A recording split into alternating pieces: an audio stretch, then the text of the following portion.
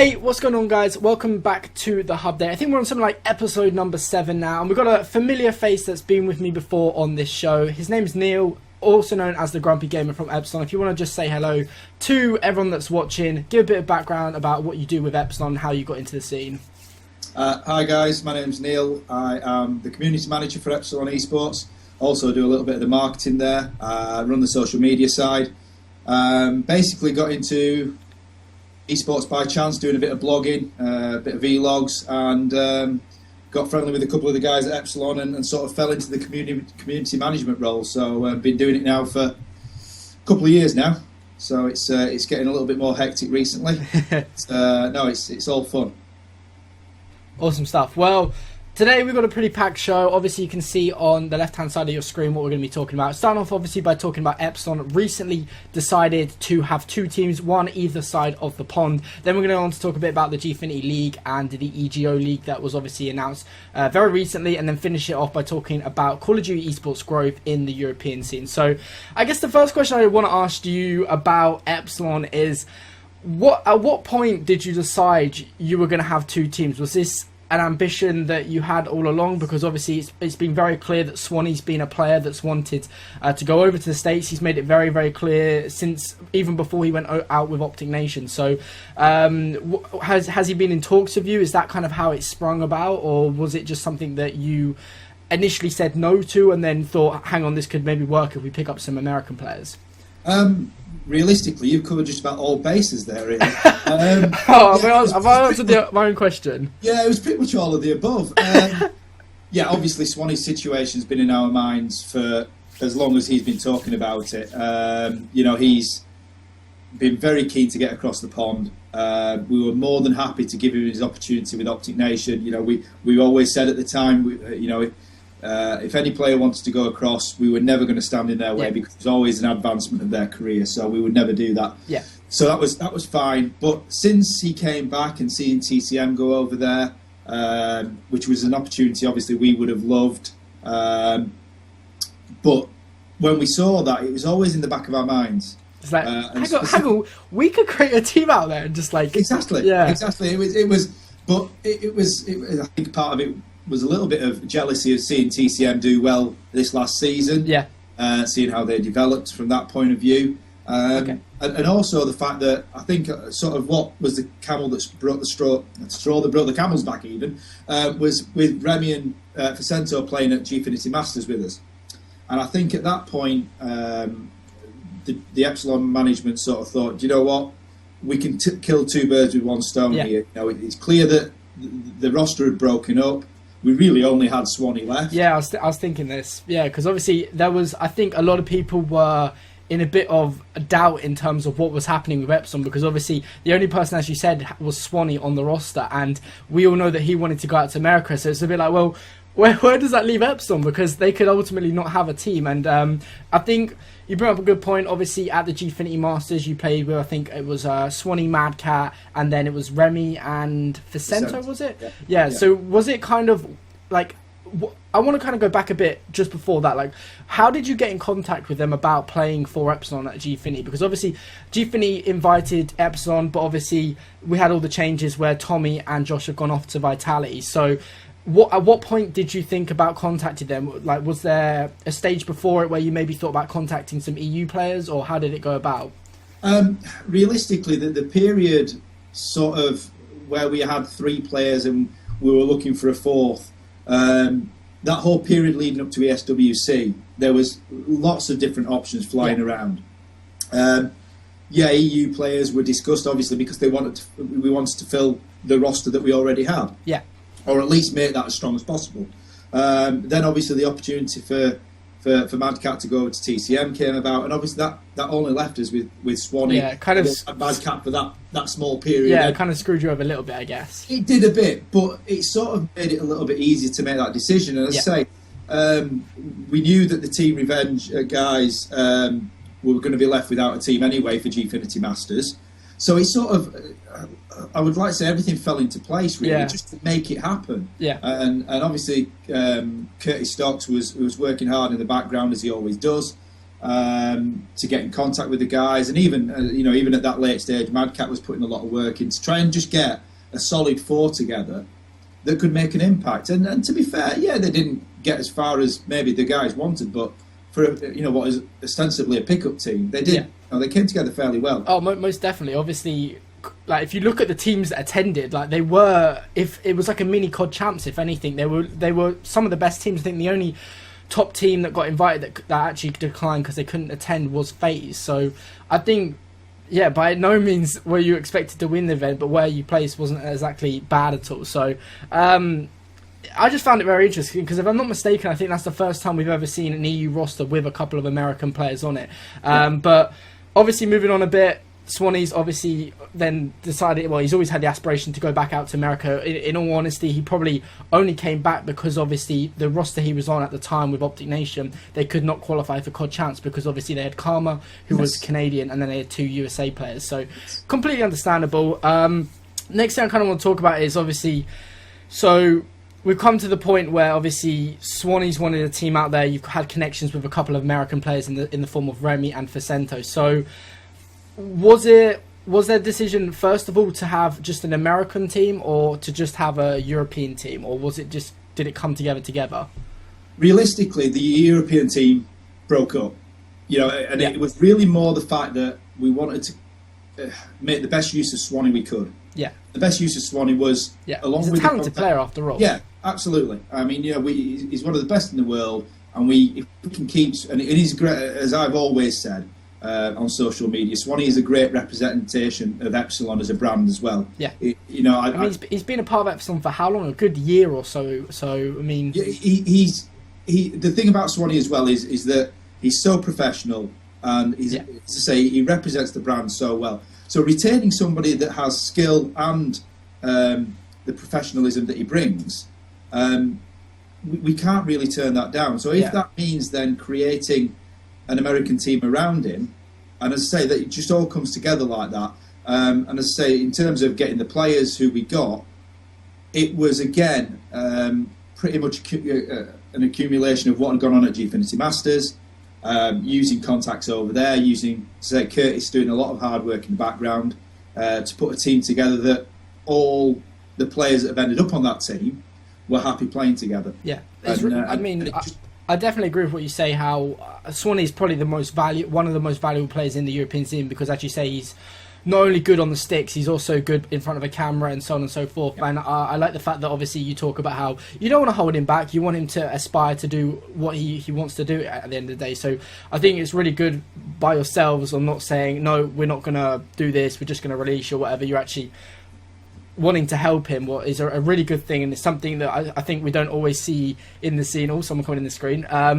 But I mean, what was kind of the theory, or not the theory, but obviously the controversial pickup for the North American team was Royalty. Now, don't get me wrong, I haven't really seen him too much, so I can't really say, oh, he's god awful, I'm not going to jump on that bandwagon. I've heard he's a pretty good top amateur player, to say the least. So my question to you is basically, what made you go to Royalty other than maybe some other players? Because with Epsilon's kind of reputation, obviously you picked up an American team back in Black Ops 2 in the form of Impact, so you've got a pretty good reputation, and it just makes me wonder, why did you go to him rather than maybe a player that's played in the Pro League?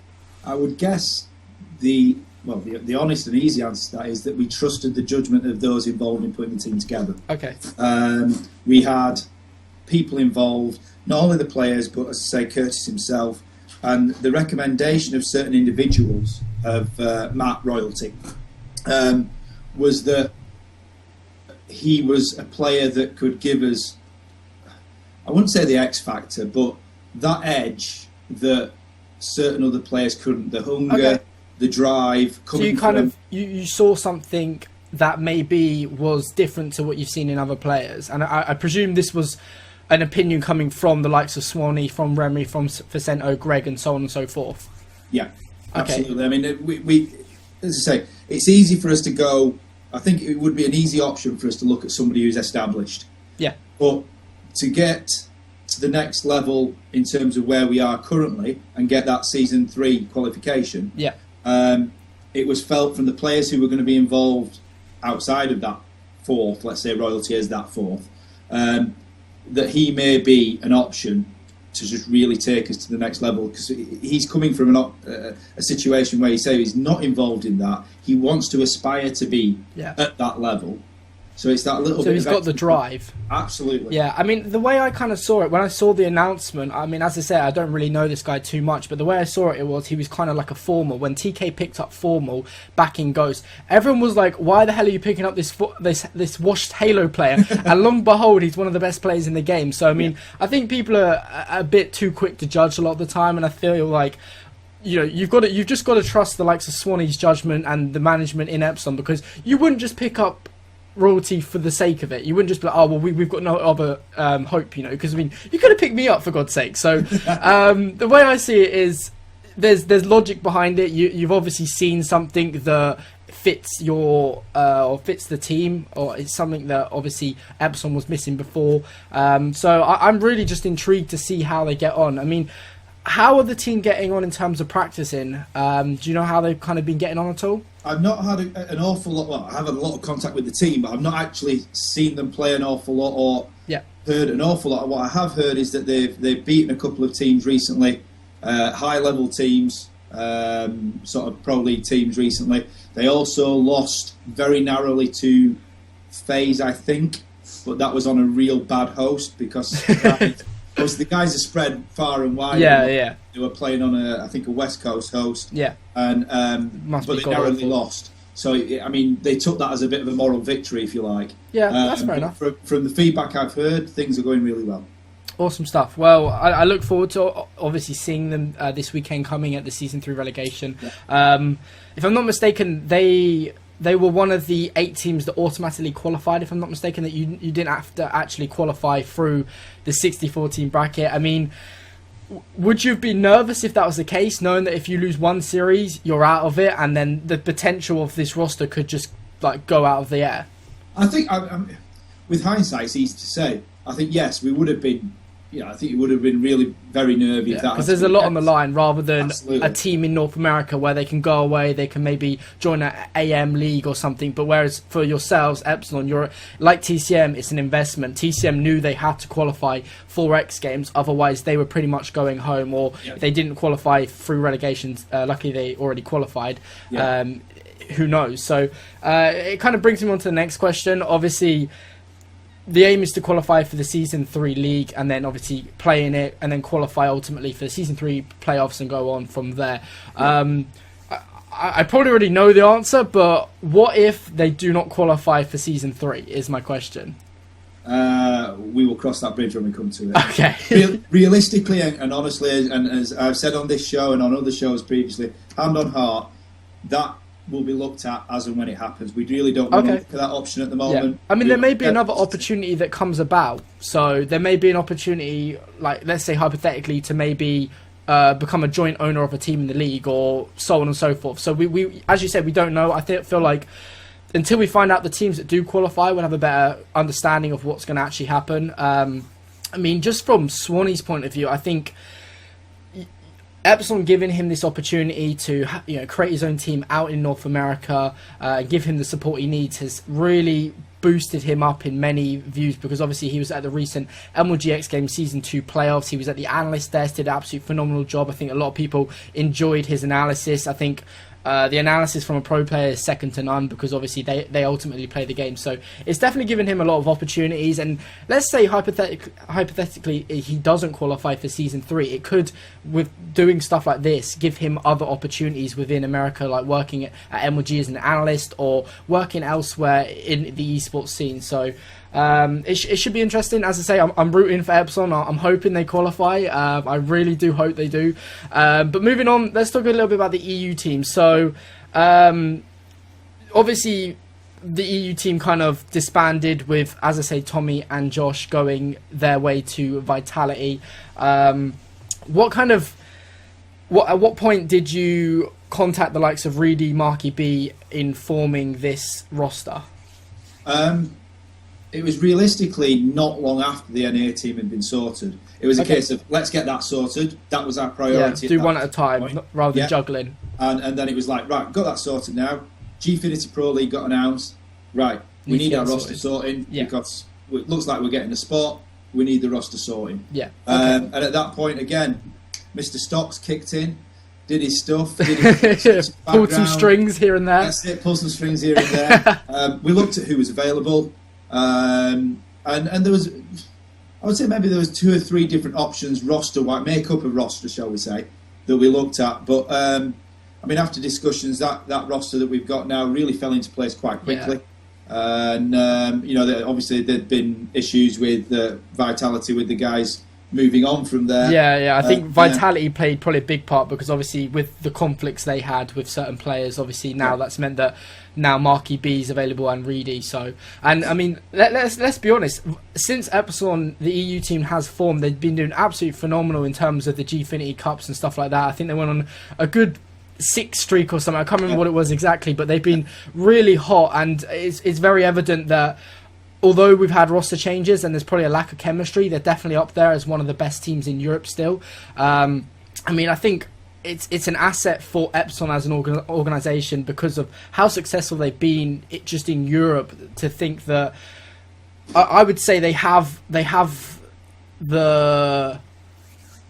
I don't know what the word is. It's just like they already built themselves up as a brand, so that it's already appealing, if you will, to players. So even though you had no one on the roster, you're still able to acquire very talented players, some of the best players in Europe, arguably. So it's going to be interesting going forward. But let's move on now to topic number 2, talking about the Gfinity Pro League and the EGO League as well. So I guess it's best to start with the Gfinity League. As you talked about, you've been given one of the 6 automatic spots, and then I think you got joined by 2 Spanish teams, if I'm not mistaken. So going into this, is this going to be a step in the right direction for Call of Duty Esports? Because obviously it's something we've needed for a while. We've needed kind of structure and an actual fair way of deciding who is the best, who isn't, and so on and so forth. And obviously, with Gfinity making, I think, 2 of their Masters events dedicated to the EU Pro League, what are your opinions on that? The EU Pro League as a whole, I think, it's what the EU scene has been crying out for. And listen, all the players have been shouting about it. A lot of players have. To an extent, the organisations have been shouting about it. And to create that level of competition within the EU scene, and to also, fair credit to Gfinity, to back it up with all the leagues behind it. Yeah, I agree. It gives that pyramid structure, if you like, that a lot of sports have, to try and grow, teams to aspire to get to the top, and give them that pathway to do so. So it's a double-edged thing. Whilst at the top, it's giving you that level of competition that everybody's been asking for. Yeah.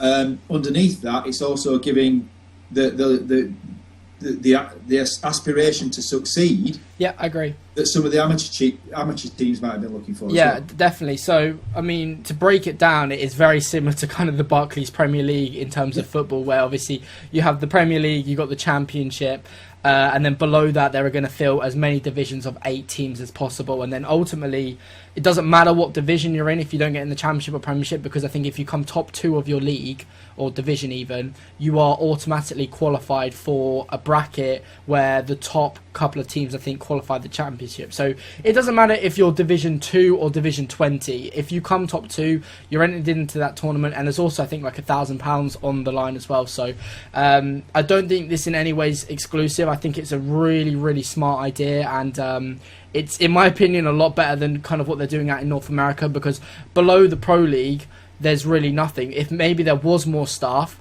then Epsilon, if they didn't qualify for the Pro League, there could be an alternative. But at the moment, there just really isn't, because LMG is solely focused on the Pro League. But that's kind of a topic for another day, should we say. Let's more focus on the European side of things. So, from my understanding, I think there's like a 10,000 prize pool spread across. I don't know if it's just the Premiership or spread across that and the Championship, but there's definitely an incentive for teams to play. And as I say, the biggest thing for me is the fact that they're going to have EU Pro League matches on LAN, and I think the best thing about it is obviously Gfinity have their own arena, so they're able to do that effortless, really. So what I guess what I want to ask you is what do you think about that? Because we all know that Call of Duty Online is it fluctuates a lot, and obviously with them having hopefully a lot of EU Pro League matches on LAN, it will make for a more fair system. Yeah, it will. I mean, we all know watching streams. Yeah, we've all seen them kills. Yeah, we've seen it. So, yeah, I mean, I'm as an EU esports, COD esports watcher, I'm a little bit caught between two streams of thought on this one. Part of me thinks, the Masters event that's just been was great. Had a lot of American teams. It was a high level of competition, and the bit greedy of me to say so. I would like to see that on a more regular basis in the UK. But I'm totally in agreement with you that if we can have the Pro League structured, some online, some offline, then it's probably a fairer playing field to do so like that. Yeah, because we're obviously never gonna. Well, I say never. We're not just gonna jump to a stage where we're like League of Legends leagues and stuff like that, where pretty much all their games are on LAN and it's mutual hosts and so on. Even though League of Legends is a bit different because it's a different type of game in whole, but I think it's a step in the right direction, and it's definitely leading the way, shall we say, because ultimately LAN has always been the most credible place. You're not kind of a proven player until you perform on LAN and place well or whatever, and that's just the case because we all know, as I say, online is a bit iffy. But I guess I want to kind of move on now to the issue of the 18 plus rule and get your opinions on it. I mean, I feel like it's like a flip of two coins, because obviously all the people who are going to argue that it's bad are the people who are under 18, and maybe some are a bit misinformed. Obviously,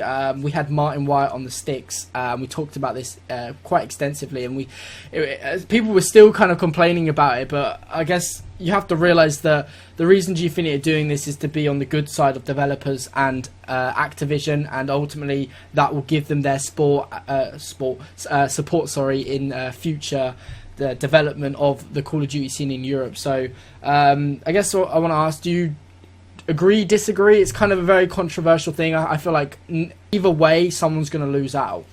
Yeah, I mean, I don't think I can agree or disagree. I think we can all we all have to try and abide by what Gfinity are doing. Yeah, they don't make decisions lightly. Clearly. Oh yeah, they don't just go, we're just going to make all our leagues and competitions 18 plus for the sake of it. Exactly, just because we feel like it. Yeah. It's not going to happen like that. There's obviously reasons why, and they've explained some of them, and as you've just said, a lot of it is down to developer support. So I think the point here is that we have to abide by it, clearly, and really try and trust in their judgment that it will develop a stronger scene over time. Yeah. There is a strong amateur scene, and a lot of that is based around people who are probably under 18.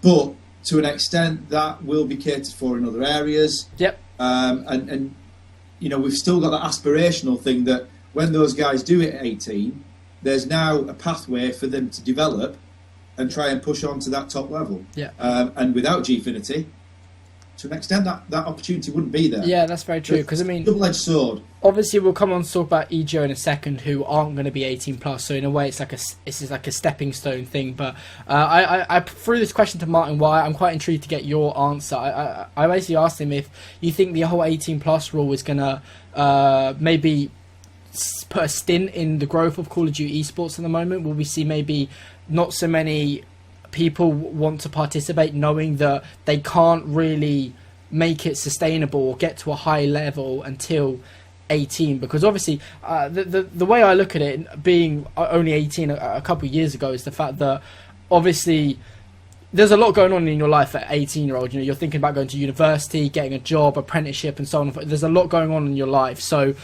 for Gfinity to say, well, you can't really attend any of our events and league and so on until you're 18, is that really being like making it really sustainable? Because surely the smart option is to just go away from the scene and focus on your studies, education, and other things. That's the kind of way I look at it. Yeah, I mean, I can't disagree with it. There is an element of that to it, without a shadow of a doubt. And I'd be amazed if Gfinity behind closed doors didn't totally agree with that. Yeah. But again, it's sort of out of the situation of that's all well and good, but they can't do anything about that. Yeah. For that, it's difficult to say, but that is quite clearly the situation. But yeah, yes, it will hurt it to an extent. But again, what I'll say is that whilst that is in place, that 18 plus situation, people have got to adapt to how they adjust to that. There was events previously, obviously, before this came in, let's say EGLI series, whereby it wasn't 18 plus. Yeah.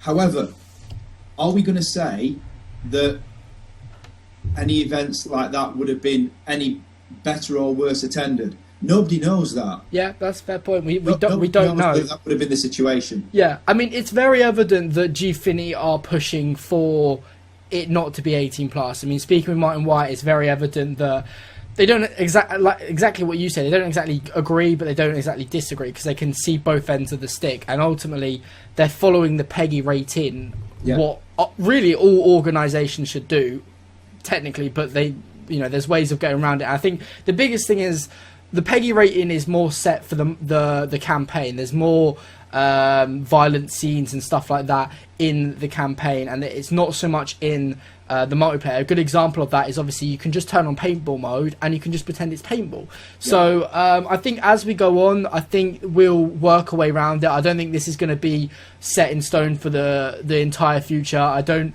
think other organisations are going to follow this, and we'll just get to a point where basically you have to be 18 plus to attend anything, because obviously different organisations work different ways, and as well Gfinity are trying to probably push for it to be reduced to maybe 16 plus or even less, and maybe just have it what it was before, where you just have to get a parental consent form and then you're able to attend it. So it'll be interesting going forward. Let's move on to kind of talk about the EGO LAN, or not LAN, sorry, the league, sorry, what is very interesting, because all of it will be on LAN. I think there's 4 stages. There's a qualifier coming up very soon, if it hasn't already come up. I think it may be this weekend.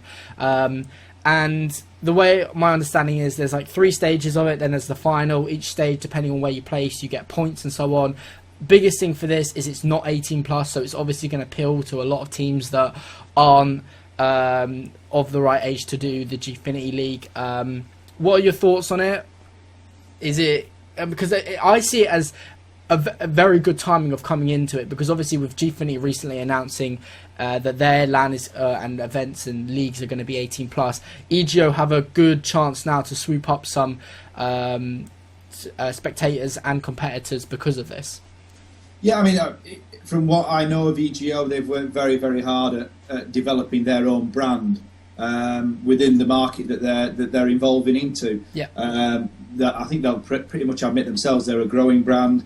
They're nowhere near the size of Gfinity. However, they're, again, I'll use the word aspirations, their desire to adapt and evolve is very clear. They've made some huge steps. It's a massive move, this league system, because it's ultimately 4 LANs. I think they're injecting about 50,000 euros into it as well. They're not just having one league. I think they've got 2 leagues going on at the same time. The finals is also going to have an open bracket. So it's a massive investment of time, effort and money into the Call of Duty scene. What's nice to see that they've got the aspiration to make this something big. And again, do you think this just adds to more structure and more stability within the EU scene? It does. I mean, my personal point of view, taking my Epsilon hat off for a minute, is that any more structure and promotion of European Call of Duty can only be for the better of the actual development of the EU scene. Quickly putting my Epsilon hat back on again, from our point of view, we will decide how we move forward as an organisation that we'll see is fit for Epsilon. Yeah. And however that fits into any particular organisation or any particular league, then realistically we'll abide by that. But yeah, as I say, from an Epsilon point of view, we'll try and judge it best as to what best suits us as to the league we move forward with. Yeah, that's fair enough, because ultimately you've kind of been given the choice now. All of a sudden we've gone from having 0 leagues to 2 leagues. So I don't doubt that there will be some teams that are in one and not the other, and there will obviously be teams that are in both. But it'll be interesting to see going forward because I think there's both positives to both leagues. I don't want to kind of push you for an answer of, oh, are you going to choose one over the other, because that's up to you, and you'll make a decision when you're ready of what you do. So I think it's really good, as you say, anything that's promoting Call of Duty esports, adding more events, adding more hype around it, it's only good. It can't be bad in any way.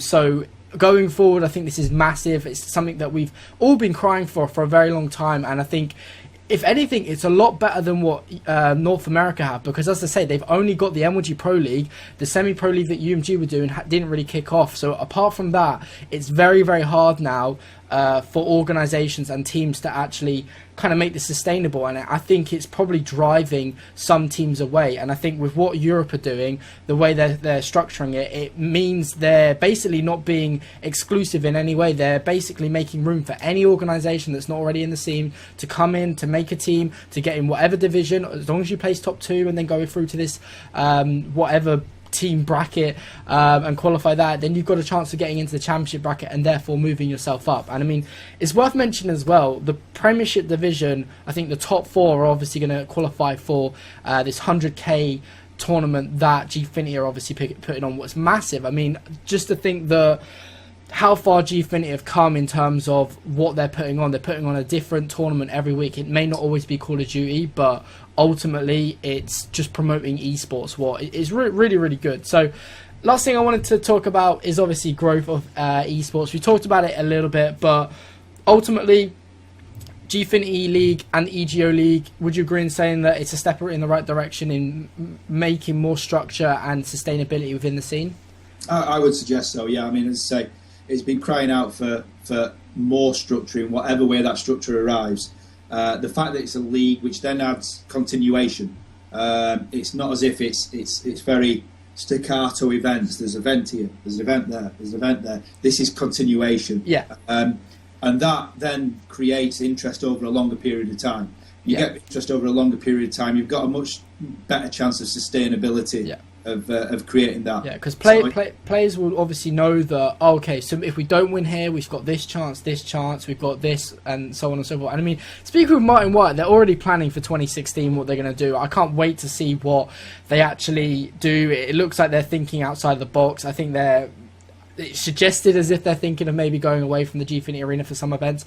I don't know, don't quote me on that, but me personally, I think it's a lot positive compared to, say, a couple months ago. Obviously, with the loss of TCM and Swanee, does that kind of cripple the European scene a bit? Because obviously, the way I kind of look at it is, you can only be as good as your best competition because you have to practice against them. Ultimately, we want the European scene to be more dominant. We want to see teams placing top 8 at least at COD Champs, placing Gfinity Masters when the NA players and teams do come over, and give them a really good show. So with the likes of Swanee and TCM going over, has that kind of put a stint in the talent that we have to offer in Europe? I would. The honest answer is, I guess, yes, because let's say that's 5 of the top K scene that unfortunately have gone elsewhere. Yeah. So yeah, without a shadow of a doubt, it will have put a little bit of a dent into the level of competition. However, that doesn't, I think I'll echo a lot of the players' thoughts, that doesn't take away from the rest of the players' desire to do exactly what you just said, to prove themselves, to advance themselves, and to put the best performances they can, not only in Europe, but obviously also in America when they get the chance to go over there. Yeah, because I mean, ultimately, even though TCM and Swanee have gone over, they're still British and European players. They're still representing the good old United Kingdom, or Ireland for Jerd. But ultimately, I feel like it's a win-win, because if they go over there and do well, they're still going to be classed as European players, even though they are currently in the NA scene. And if anything, when they come back, they'll be more experienced, more talented. That's if they obviously do come back.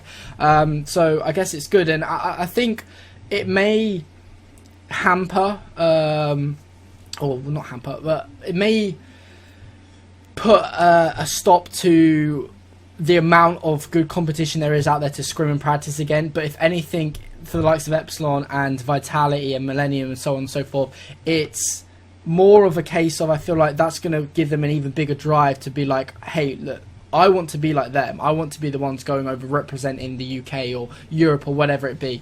So I think it's a kind of it's a set of scales. It can work either way, but ultimately the league that they're putting in place, both GFINI and EGO, is hopefully going to produce results. Because I mean, one of the things I've kind of noticed is the top players within Europe, the majority, I'd say about maybe 70% at least, have all kind of been up there throughout the last good few titles. There's only a couple of up and coming players that have come into that top band of players. So hopefully this league will bring up some up and coming talent like we've seen in the North American scene, because that's what we want to see. We want to see growth. We want to see more players coming into the scene, up and coming teams that are going to cause upsets and ultimately but give more growth to the European scene. So it'd be interesting going forward, but this is pretty much going to do it for this episode of the Hubdate, guys. A massive thank you to Neil for coming on.